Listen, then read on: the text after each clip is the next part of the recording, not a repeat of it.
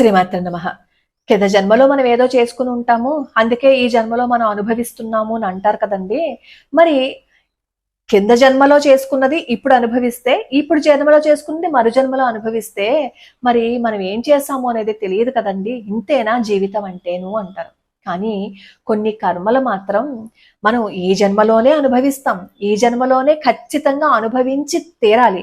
అలా అనుభవించే వాటిల్లో ఒకటి ఉంటుంది. ఏంటో తెలుసా? అది మనం ఇంకొకరి కన్నీటికి కారణం అయితే, ఆ కన్నీటికి కారణం అయిన మనం ఎన్ని జన్మల వరకు అయినా సరే ఆ పాపాన్ని మొయ్యవలసిందే, ఆ భారాన్ని మొయ్యవలసిందే. ఖచ్చితంగా మనమే మొయ్యాలి. మనం ఇంకొకరిని బాధ పెడితే, ఇంకొకరు మన వల్ల ఒక్కరోజు కన్నీళ్లు పెట్టినా, ఒక్క క్షణం బాధపడినా దానికి మూల్యాన్ని మనం చెల్లించుకునే తీరాలి. అది మాత్రం జన్మ జన్మలకి మన వెంట వచ్చేస్తుంది. అలాగే భగవత్ నింద, ఈ రెండు మాత్రం అసలు ఏం చేసినా నిష్కృతి లేదనమాట. అందుకే మన పెద్దవాళ్ళు అంటారు, ఇంకొకరిని అనవసరంగా మనం మాట అనకూడదు, ఇంకొకరిని మనం బాధ పెట్టకూడదు, మన వల్ల ఎదుట వ్యక్తి కన్నీళ్లు పెట్టకూడదు అని చెప్పి అంటూ ఉంటారు. మన వల్ల ఎదుటి వ్యక్తి కన్నీళ్లు పెడితే సునామీ అయి మనల్ని ముంచేస్తుంది తెలుసా. మళ్ళీ పైకి మనం తేరుకోలేము. అసలు మనం ఇంకొకరిని బాధ పెడుతున్నప్పుడు మనం అనుకుంటాం, ఎవరికీ తెలియదు కదా, నిజాలు ఎవరికీ తెలియదు కదా, మనం చెప్పేసింది అందరూ నమ్మేస్తారు కదా అని అనుకుంటాం. కానీ ఎవరికీ తెలియకపోవచ్చు, కానీ మనం చేసే ప్రతి పనిని మనతో పాటు ఇంకొకరు గమనిస్తారు. అదే ప్రకృతి.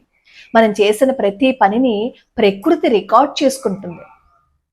మనం ఇంకొకరిని ఎంత బాధ పెట్టామో, మనం ఇంకొకరి కన్నీళ్ళకి ఎంత కారణమయ్యామో అంతకి అంతా చెల్లించే రోజు వస్తుంది. కానీ కొంచెం సమయం పడుతుంది అంతే. ఈ జన్మలోనే అనుభవిస్తారు. ఇంకా తీవ్రత ఎక్కువైపోతే దాన్ని ఎన్నో జన్మలకి మోసుకుని వెళ్తారనమాట. మనం ఎవరి మీదకైనా ఒక సుగంధ పరిమళాలు విరజల్లే ఒక పువ్వుని విసిరాము అని అనుకోండి, అటు నుంచి మన మీద ఒక 100 పువ్వులు పడతాయి.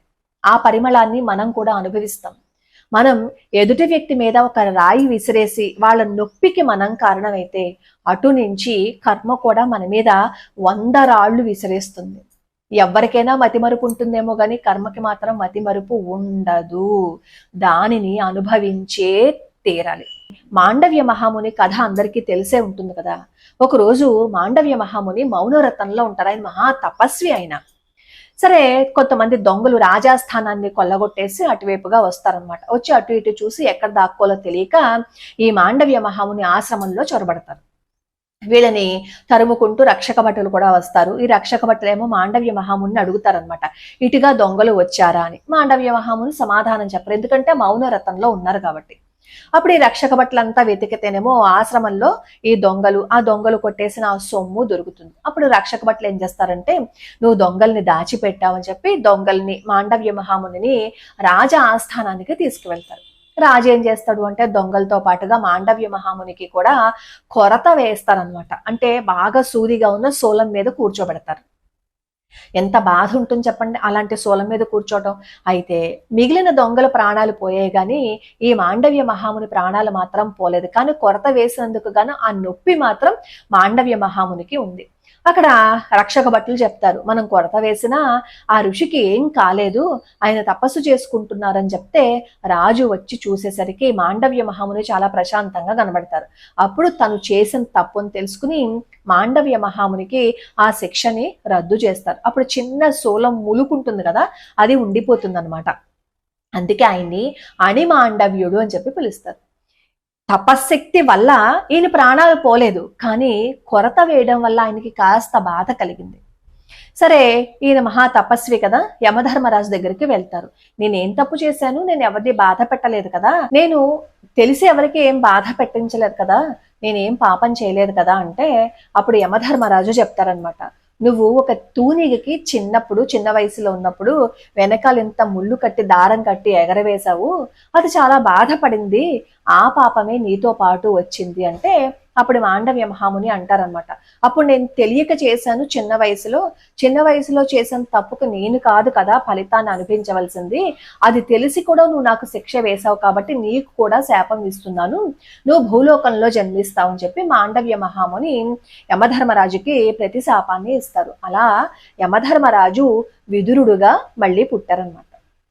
అయితే ఇప్పుడు మనం ఇందులో 2 సందేహాలు వస్తాయి. ఒకటి ఏంటంటే చిన్న వయసులో ఉన్నప్పుడు చేసినవేవి మనకి రావా అని.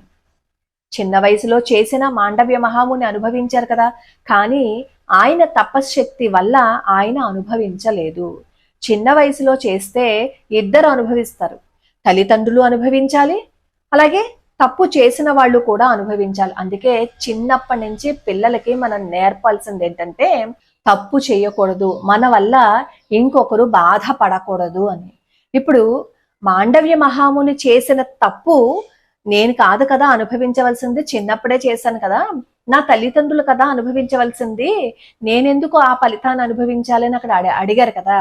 దాన్ని మనం కనుక అప్లై చేసుకుంటే, ఎవరైనా ఒక తప్పు చేసినప్పుడు వాళ్ళు చేస్తున్నది తప్పు అని తెలిసి వాళ్ళు చేసిన తప్పులో మనం కూడా భాగస్వామ్యులం అవుతే, వాళ్ళు చేసిన దానికి మనం కూడా వెనక ఉండి ఏం పర్లేదు అని చెప్పి తందానా అంటూ తాని తందానా అన్నాము అంటే, చేసిన వాడు 100 దెబ్బలు తింటే ఆ తప్పు ప్రోత్సహించిన వాళ్ళు 1000 దెబ్బలు తినాల్సి వస్తుంది, ఖచ్చితంగా తినాల్సి వస్తుంది.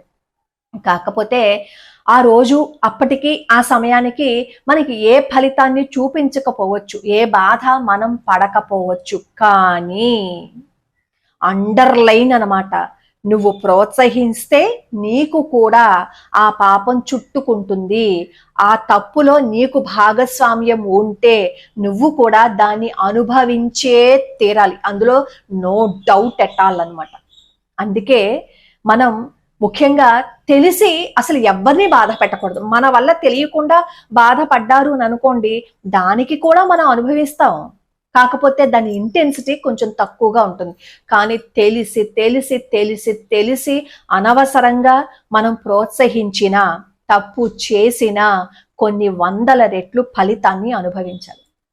అయితే ఈ కర్మ ఇంటెన్సిటీ నుంచి కూడా కాస్త తగ్గించుకోవచ్చు. అదేంటంటే మనం పుణ్యకార్యాలు చేస్తూ, మంచి పనులు చేస్తూ, ఇంకెవరిని ద్వేషించకుండా, ఇంకెవరిని బాధ పెట్టకుండా, సాధ్యమైనంత వరకు మనం ఇంకొకరికి సహాయం చేస్తే, మనం చేసిన తప్పుకి ఎలాగో ఫలితాన్ని అనుభవించాలి, కానీ మనం చేసిన పుణ్యం కాస్త ఆ నొప్పి తీవ్రతని తగ్గిస్తుందన్నమాట.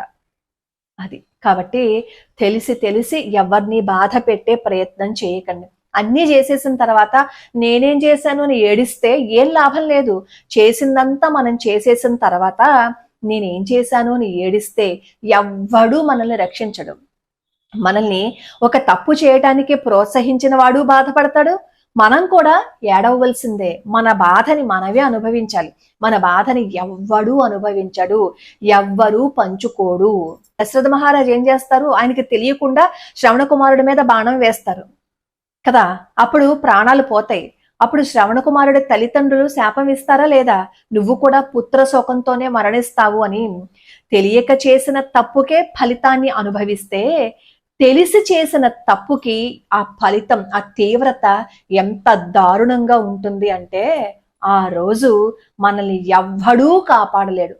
ఆ బాధ, ఆ నొప్పి, ఆ కష్టం, ఆ పాపం మనం అనుభవించటంతో పాటుగా మనని ప్రోత్సహించిన వాళ్ళు కూడా తరతరాలు ఖచ్చితంగా అనుభవించే తీరాలన్నమాట. కర్మ బూమరాంగ్. కాబట్టి అయ్యో మేము ఇప్పుడు కష్టాలు పడుతున్నాము, మేము అన్ని మంచి పనులు చేసినా మాకు ఇన్ని బాధలు వస్తున్నాయి అని అనుకోకుండా, సాధ్యమైనంత వరకు మనం భగవత్ కార్యక్రమాలు చేస్తూ, ఇంకొకరికి సహాయపడుతూ, మంచి మాటలు మాట్లాడుతూ, భగవత్ సంబంధిత కార్యక్రమాలలో మన వంతు మనం కూడా పాల్గొంటే, మన వంతు సేవ మనం కూడా చేసుకుంటే ఆ కర్మ తీవ్రత నుంచి తగ్గించుకోవచ్చు. ఇంకొక అద్భుతమైన విషయంతో మళ్ళీ కలుసుకుందాం. లోకా సమస్తా సుఖినో భవంతు, సర్వే జనా సుఖినో భవంతు.